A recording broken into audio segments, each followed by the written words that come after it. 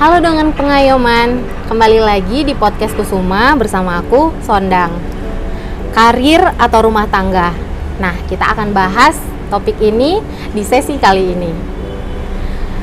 Mary Riana pernah bilang, wanita sejati tidak dinilai dari profesinya, tapi bagaimana dia bisa menjadi versi terbaiknya. Nah, kalau di Indonesia, kita pastinya kenal sama Raden Ajeng Kartini. Nah, sebagai pelopor kebangkitan wanita di Indonesia.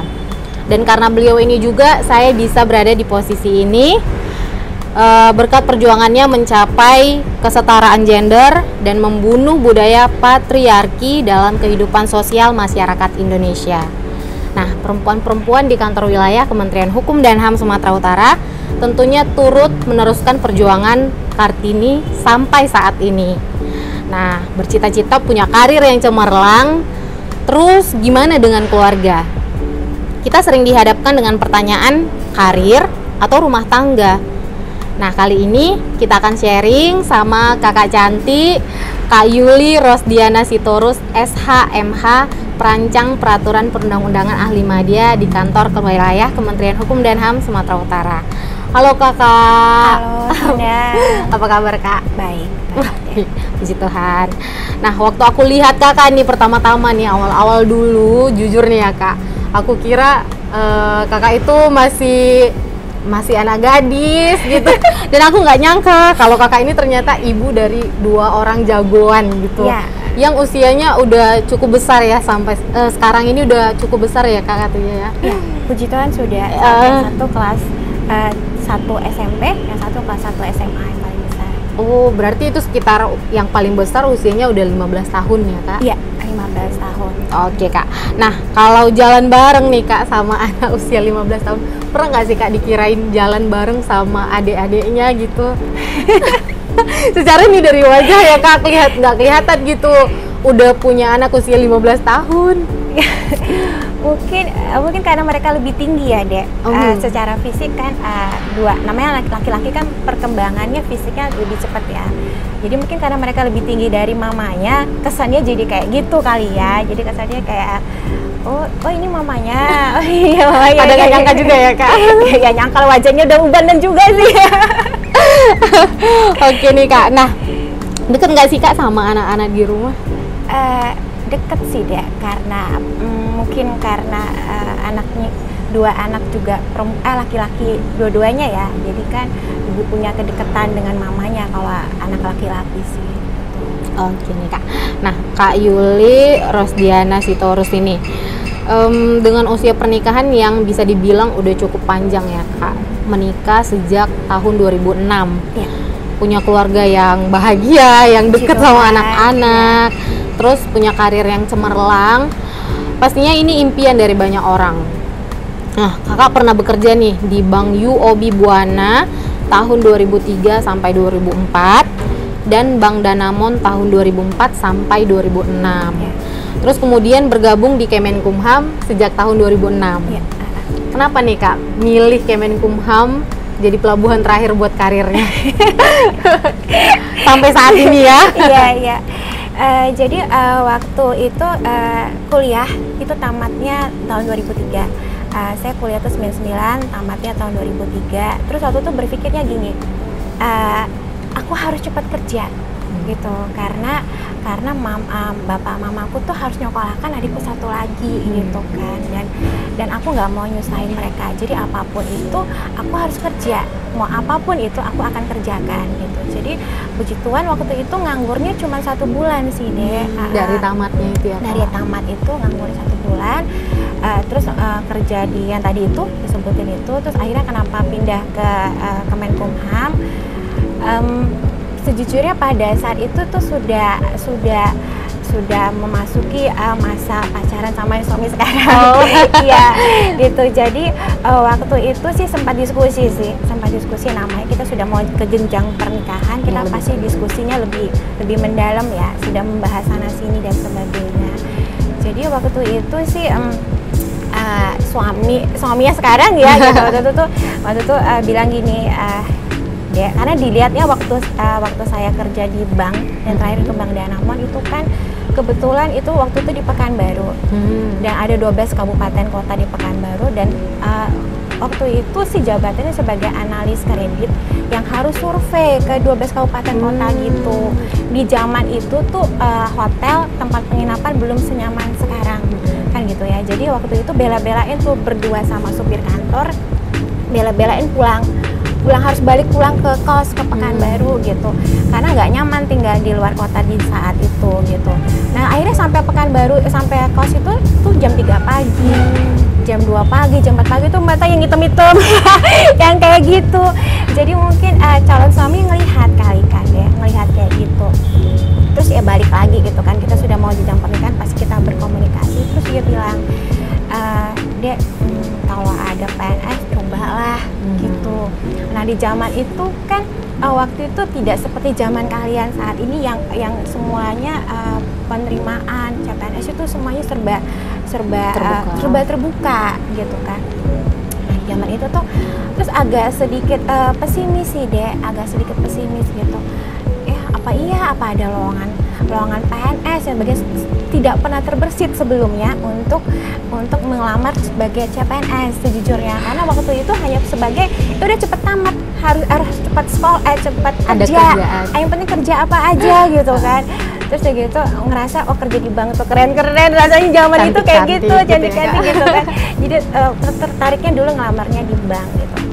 Jadi pas calon suami mau ngomong kayak gitu, terus ya udah, yang pasti ketika kita sepakat dan kita doakan pasti ada jalan. Kakak ngimaninnya seperti itu gitu. Jadi waktu itu ada jalan, aku tuh ada info sih dia ada jalan bahwasanya ada penerimaan di Kanwil Kemenkumham Riau gitu. Terus kayak gitu ditempel tuh di dinding. Waktu itu ada temen gereja bilang ya ada penerimaan tuh gitu kan di Kemenkumham, coba datang aja. Terus datang ke situ melihat syarat-syaratnya apa gitu. Terus kayak gitu di tahun itu tuh langsung coba langsung coba tes gitu, coba ikut. Terus di zaman itu kan semuanya masih serba manual ya dia. Iya sih. Iya gitu.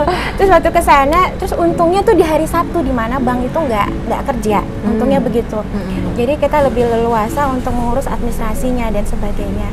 Tapi tetap aja rasanya tuh, yang ini kurang, ini SKCK kurang, kartu kuning kurang, bla dan sebagainya gitu. Sempat pikir kayaknya nggak ini sih gitu kan. Pesimis ya. Sempat pesimis gitu. Terus ya gitu pada saat itu kita ada rapat. Ada rapat, orang bank itu suka rapatnya di hari Sabtu gitu kan. Ada rapat ya di kantor. Terus semacam ada suara tuh, ada hati itu yang bilang, Yuli kamu tuh belum maksimal, masa kayak gini aja tuh udah nyerah gitu. Cuma perkara dibola-bolain harus ngurus SKCK, harus ngurus Keduk Capil dan sebagainya gitu kan. Terus ya gitu udah balik lagi dong deh. Balik lagi itu udah jam 2. Balik lagi karena kan waktu durasi kesana kesini gitu kan.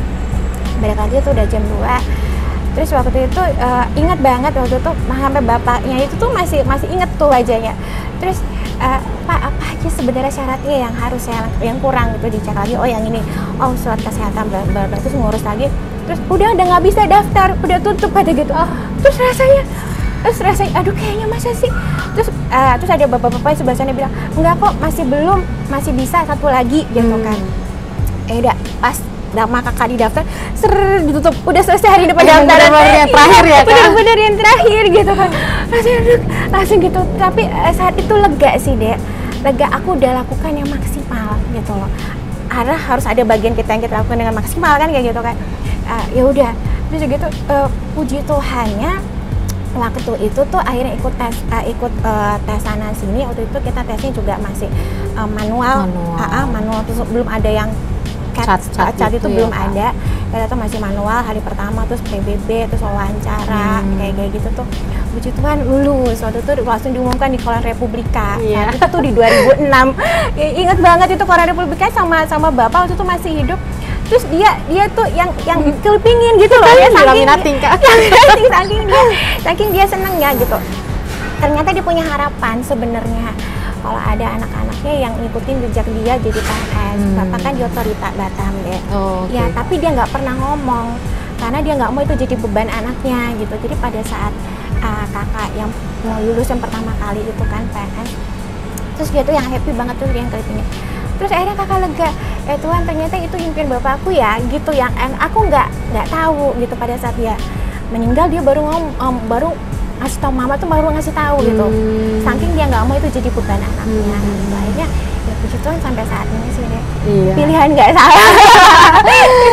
Berarti meskipun di awalnya itu tadinya niatnya ya karena sharing tadi ya Kak pertama gitu, tapi karena ditekunin terakhir prosesnya dijalani dengan maksimal sampai sekarang bisa bertahan dan malah udah sampai di jenjang yang tinggi ya Kak. Enggak tinggi-tinggi kan, enggak lah kita bilang tinggi, ahli media tanda kutip. Oke, nah karir dan rumah tangga pasti pilihan yang nggak mudah ya Kak. Menurut Kakak apa sih karir, terus apa rumah tangga itu? Kalau ditanya apa itu karir ya, karir itu kan ini kepada wanita ya lebih kepada wanita, kepada si kakaknya sendiri. Kalau karir sih, kalau wanita berkarir itu sih lebih kepada orang yang bekerja itu tidak hanya di kantor, tapi dia punya usaha sendiri atau apapun itu, dia bekerja untuk memaksimalkan apa yang ada potensi di dirinya. Itu sih namanya karir. Kalau aktualisasi diri. Iya, mengaktualisasi dirinya gitu. Kalau namanya ibu rumah tangga ya bekerja sepenuh waktunya, mendedikasikan dirinya untuk keluarganya, untuk suami dan anak-anaknya. Itu sih. Baik Kak. Nah, kalau dibilang disuruh pilihan nih Kak, kasih pilihan, Kakak milih karir atau rumah tangga? Dua-duanya ini satu, dua-duanya pilihan yang ini kan hal yang penting ya Kak, dua-duanya. Iya.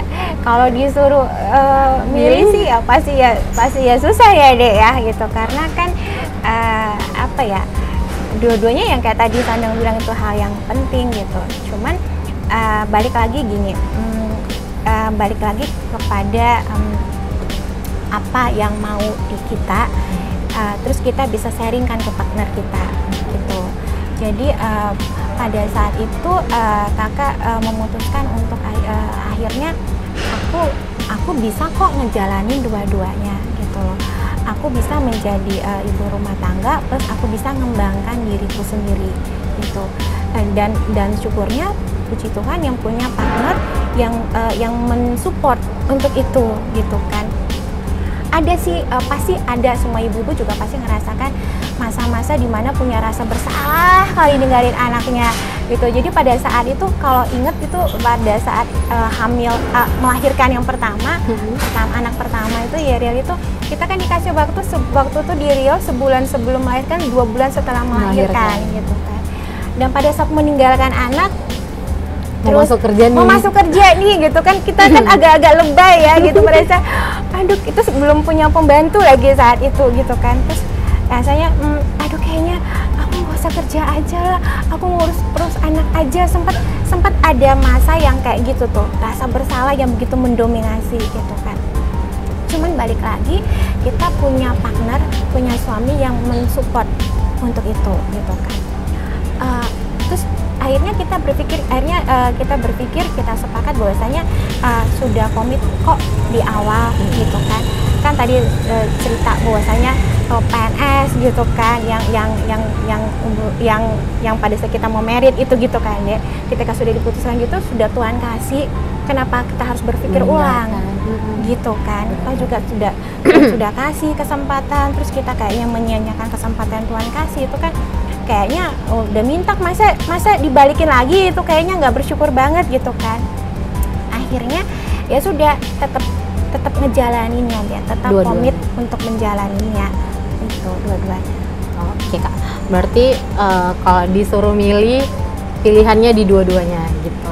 Iya, karena kalau bisa dua-dua kita jalani, kenapa harus pilih gitu satu? Kenapa harus pilih satu gitu. Terus punya keluarga yang harmonis, deket sama anak-anak, tempat curhat jagoan-jagoannya juga ya Kak? Iya. Biasanya anak cowok memang lebih deketnya itu ke mamanya gitu ya Kak. Terus anak cewek ya lebih deket ke papanya berdasarkan pengalaman pribadi. Iya. Terus sharing dong Kak, gimana caranya Kakak bisa sampai keduanya ini bisa berjalan secara kan Kak, keluarga dan karir ini bisa berjalan dengan baik. Nah, apalagi di jabatan Kakak sekarang sebagai perancang peraturan perundang-undangan di ahli media, itu kan bukan satu hal yang gampang diraih. Kalau kita main-main, kalau nggak serius, bisa dibilang mustahil ya Kak dapat di posisi jenjang itu. Gimana sih Kak Kakak bisa handle keduanya itu bisa berjalan baik gitu Kak? Itu segala sesuatu bisa kita jalanin kalau kita punya tim yang baik juga ya, teamwork yang baik juga gitu. Jadi puji Tuhan punya suami, punya partner dan punya anak-anak yang mensupport, ngerti tentang itu juga gitu kan. Jadi dari kecil tuh anak-anak itu sudah ditanamkan bahwasannya mama papanya bekerja gitu. Jadi dari kecil mereka tuh gini, mereka tuh kan, saya kan antar kadang-kadang bisa ngantar, kadang-kadang nggak bisa ngantar, kadang-kadang bisa jemput, kadang-kadang nggak bisa jemput gitu kan. Terus udah dari kecil tuh anak-anak tuh yang ada momen dimana orang tua harus hadir menyaksikan mereka di sekolah gitu kan. Ada yang dance, nyanyi dan sebagainya kan. Kita kan waktu anak-anak kecil kan suka seperti itu ya, orang tua harus datang melihat performing gitu ya, performnya anak-anak gitu. Terus waktu itu ternyata nggak semuanya bisa kita ikutin gitu kan. Kita kan juga harus ada pekerjaan yang harus kita lakukan di kantor gitu kan. Terus ya tadi itu balik lagi, kita punya tim, punya partner yang mensupport untuk itu gitu kan. Merasa bersalah sih Dek, apalagi kita ngadepin pertanyaan anak kita yang mama, semua teman ada orang tuanya datang, kok cuman mama yang nggak datang. Terus rasanya tuh down banget gitu kan. Terus akhirnya papanya yang ngomong gitu kan, mama adek ini kerja, adek harus ngerti nggak semua momen mama bisa datang di sekolah gitu. Nah kita kalau punya partner yang kayak gitu, kita kan merasa tidak ditekan ya Dek, gitu kan, merasa tidak, itu urusan mama yang harus hadir di sana itu kan, tidak merasa digitukan gitu kan. Dia menganggap kita itu beneran partner dia gitu, dan di depan anak-anaknya yang support kayak gitu kan. Jadi ya pertama itu punya tim yang mengerti juga untuk itu. Terus dari itu, karena anak-anak dari kecil itu tuh kadang-kadang kita punya fase nggak ada pembantu dan sebagainya, anak-anak harus ke kantor, harus kadang-kadang tidur dibawa ke kantor, tidur kantor dan sebagainya. Jadi mereka melihat mamanya kerja. Terus yang kedua, kakak juga bukan orang yang memilah-milah, oh ini urusan kantor nggak boleh dibawa ke rumah, pekerjaan nggak kayak gitu. Oh bukan, nggak kayak gitu. Jadi ketika ada pekerjaan kantor, ketika ini deadline kerjaannya, ketika besok harus ngomong, harus jadi narasumber atau moderator dan sebagainya, kita harus belajar, harus ada besok ada pembahasan, itu tuh bisa ngerjainnya sampai jam 12 malam, jam 1 malam tuh di rumah. Dan anak-anak ngelihat gitu, jadi mereka tahu bahwasannya mamanya beneran kerja kok, gitu kan. Terus itu yang pertama, yang menanamkan itu bahwasannya mamanya itu, mereka harus ngerti bahwa mama papanya bekerja. Terus yang kedua kakak itu tipikalnya gini tuh, yang kakak kita paham bahwasanya kita mengambil konsekuensi wanita yang bekerja. Berarti ada tambahan ekstra pekerjaan dong, selain ngurusin rumah, anak, suami dan sebagainya, kita harus ngerjain kerjaan kantor lagi kan gitu. Berarti harus ada tambahan ekstra kerja gitu kan. Jadi di rumah itu nggak pernah namanya nonton TV dari dulu. Nggak ada waktu ya? Nggak ada waktu nonton TV. Jadi selalu mendampingin anak-anak belajar setiap harinya. Gitu. Anak-anak itu, 2 anak-anak itu nggak pernah saya leskan ya, nggak pernah les pelajaran. Jadi selalu saya atau papanya yang mendampinginya gitu. Jadi kalau anak-anak ada ujian gitu tuh, kita tuh ngerasa itu tuh jadi kayak beban gitu loh. Oh ya, minggu ini minggu ujian. Gitu. Saya yang mau ujian kita saya mau ujian gitu. Harus tanya-tanya, harus nyiapin pertanyaan, bla bla gitu kan. Jadi itu harus, jadi itu yang kayak gitu deh. Jadi itu kita tahu apa yang menjadi kekurangan mereka, kita tahu apa menjadi kelebihan mereka dalam pelajaran ini, subjek pelajaran ini mereka lebihnya di sini, ternyata kurangnya di subjek pelajaran yang ini gitu. Kita tahu deh, jadi kita tahu ngarahin mereka mau seperti apa. Jadi waktu kita tuh waktu komunikasi kita tuh ya pada saat belajar gitu. Jadi setiap malamnya tuh anak-anak tuh kayak gitu. Even waktu kakak keluar kota pun, misalnya ada DL yang nggak terhindarkan harus keluar kota dan anak-anak lagi ujian, yang sekecil tuh video call. Ini bukunya dikirim dulu dari WA. Ini halaman dari halaman segini sama halaman segini materinya ya Ma gitu. Jadi video call, iya nanti kan kita tuh harus nanya-nanya ngetes dia gitu, dia sudah sejauh mana belajar. Karena saya nanamkan gini, bukan pada nilainya, tapi pada usahanya, gitu, pada prosesnya. Jadi kalau misalnya adik sama abang itu dapat nilai jelek karena nggak belajar, itu tuh mama tuh marah loh nak, karena segala sesuatunya tuh ada perjuangannya. Tapi kalau dapat nilai jelek karena abang sama abang, adik sama abang sudah belajar, ya nggak apa-apa. Nilai itu cuma reward kok. Yang mama perlunya abang sama adik itu tahu tanggung jawabnya itu tuh belajar gitu tuh. Itu yang harus ditanggung jawabin, itu harus ada berjuang untuk itu gitu. Nah di situ jadi tuh lebih banyak setiap harinya gitu deh. Setiap harinya gitu, terus habis belajar, terus kita tuh mereka istirahat masing-masing, habis itu kumpul lagi. Itu setiap malam kumpul lagi, doa sama-sama sebelum tidur gitu. Jadi itu benar-benar momen itu tuh yang dimanfaatin, karena papa mamanya juga kayak tadi, papanya juga sibuk keluar kota. Ya? Iya, dalam sebulan bisa 2 minggu di luar kota, 2 minggu dalam kota gitu. Jadi kalau nggak di kayak gituin gitu kan, nggak punya banyak waktu juga sama mereka gitu. Memanfaatkan waktu yang ada gitu ya? Iya, memanfaatkan waktu yang ada. Terus sama ketika beneran momen liburan, beneran dipakai buat liburan. Iya, bener-beneran kasih reward sama anak-anak gitu loh. Ini momen liburan, ini momen buat mereka yang papa mama nggak pegang kerjaan gitu loh. Mau dimanapun, mau di rumah aja atau mau jalan-jalan ke pantai atau mau apa, yang penting ada momen di mana mereka tahu bapak mamanya benar-benar curahin waktunya buat mereka. Berarti kayak yang pertama tadi dikasih penjelasan ke anak-anak gitu ya, ke keluarga, kalau memang ya mereka ngelihat. Ketika mereka ngelihat kayak gitu, mereka lebih gampang menerima penjelasannya gitu. Iya, bener. Terus aku yang nangkepnya juga satu, mungkin di luar sana banyak yang berprinsip ya, pekerjaan kantor ya di kantor, di rumah ya rumah gitu. Tapi ini salah satu trik kakak ya buat memperkenalkan ke anak-anak, ke keluarga ya, kalau mamahnya ini selain di rumah juga punya tanggung jawab di pekerjaan gitu.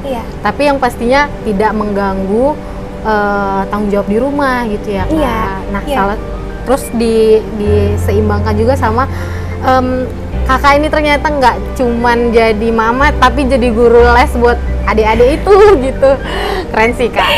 Karena nggak punya waktu deh, jadi gini, nggak punya waktu untuk mengantar jemput mereka les. Terus yang kedua merasa bahwasanya kita yang orang tua yang dia lebih bisa ngarahin anak kemana ketika kita tahu mana kelemahan, mana kekurangannya gitu kan.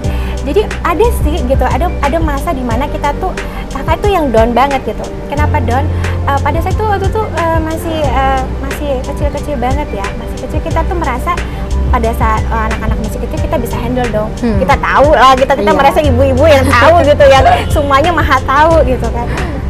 Terus tiba-tiba kita tuh si kecil itu tuh si adek, enggak lah, mama itu nggak ngerti mah gitu kan, mama itu nggak ngerti kayak gini nih, nggak, kata Miss Adi nggak kayak gitu, mama itu nggak ngerti, udah lama gitu. Terus kita tuh yang mama tuh nggak ngerti bahasa Inggris katanya gitu. Terus kita tuh yang down gitu, terus kakak tuh yang telepon papanya gitu, papanya lagi keluar kota, aku harus les bahasa Inggris, aku nggak mau diremehin anakku. Yang kayak gitu tuh, jadi kita tuh jadi merasa punya PR juga ya Kak. Jadi jadi kita tuh dengan kata lain kita harus belajar emang nih. Punya anak-anak yang lagi masa belajar, bukan berarti kita itu jadi orang tua yang angkat-angkat kaki aja. Bagaimana kita mau ada harus juara, harus ini, harus dapat nilai bagus kalau kitanya nggak menunjukkan perhatian di situ. Jadi kakak tuh yang turun langsung ke situ sama papanya, yang concernnya di situ. Merasa bersalah aja, kakak sejujurnya merasa bersalah, merasa tidak berhasil ketika kakak bisa ngomong di kantor, tapi kakak nggak bisa anak-anak kakak nggak bisa ngikutin pelajaran. Iya, merasa punya rasa bersalah itu gitu. Jadi kalau misalnya aku bisa bekerja di kantor, anak-anakku juga nggak ketinggalan pelajarannya gitu loh. Nah, puji Tuhan dua-duanya mereka tuh langsung di merit class kalau istilah di sekolah mereka. Jadi kelas unggulan. Oh, kelas unggulan. Iya, dua-duanya puji Tuhannya gitu. Keren Kak anaknya. Adik-adik itu yang dua-duanya nih Kak. Iya. Yang baru masuk SMA juga. Masuk SMA kan masih baru sekolahnya. Oh, belum ya? Belum, masih nggak tahu ini sekolahnya seperti apa. Karena kan udah pindah sekolah ya, yang SMA. Oke nih Kak. Nah berarti selain kita juga pengen dimengerti soal posisi kita sebagai seorang pekerja, buat anak-anak, buat keluarga, kita juga harus paham posisi anak-anak itu gitu ya Kak. Kita harus pahami juga mereka.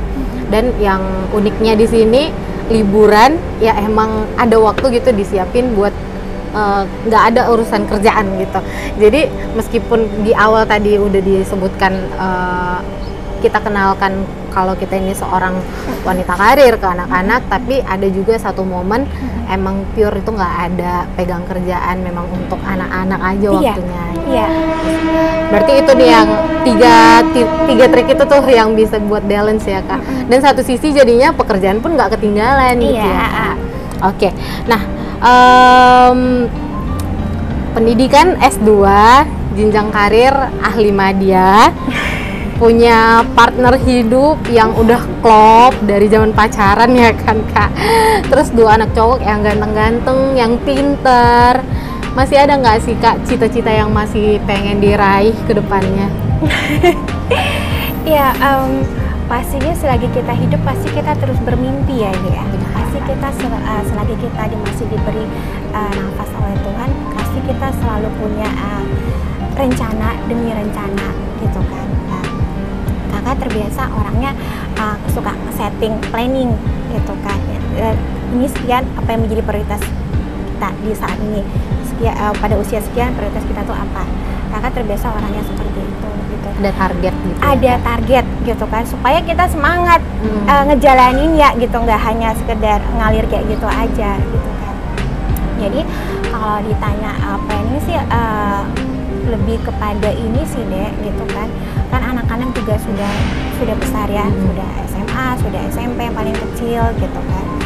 Terus lebih kepada pengen ngisi diri juga sih gitu kan. Nah yang kayak tadi gitu kan, oh ternyata aku tuh nggak pinter bahasa Inggris seperti anak-anakku gitu kan. Dia termotivasi, kapan aku harus les gitu kan. Kapan aku harus les bahasa Inggris gitu kan, minimal aku tuh bisa ngomong deh gitu kan sama anak-anakku gitu ya. Terus ya gitu punya rencana karena hobi sih, suka hobi gitu kan. Jadi waktu saat pandemi gitu kan, waktu saat pandemi sejujurnya disitulah momen dimana kita punya lebih banyak waktu, karena waktu itu kantor kita itu ada sistem piket-piket, ada yang kita work from home itu ya Kak? Home ya, WFH gitu. Jadi di situ tuh balik lagi gitu, kita terbiasa kerja di kantor, ketika kerja di rumah kita akhirnya baru tahu gitu, oh ternyata memang passion kita tuh di kantor gitu kan. Jadi penat ya kan kalau di rumah seharian. Kita tuh di rumah mau ngapain gini dan sebagainya gitu.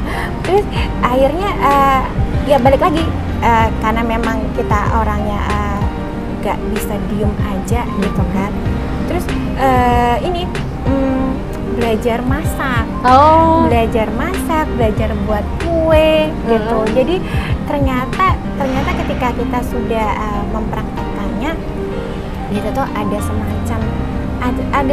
semacam kebanggaan gitu loh dia, ketika anak-anak kita tuh mama ada request ini, mama ada mau masak ini, padahal mamanya bukan master chef banget gitu kan. tapi ketika ada request kayak gitu tuh kita tuh ya semangat browsing gimana cara masaknya, gimana cara mengaplikasikannya gitu, semacam ada kayak gitu.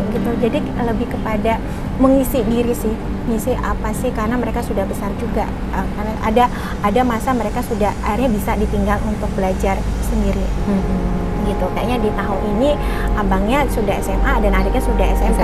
Gitu, sudah harus bisa memanage pelajarannya sendiri juga gitu. Terus mamanya mau ngapain gitu kan, jadi harus ada planning untuk ngisi sih.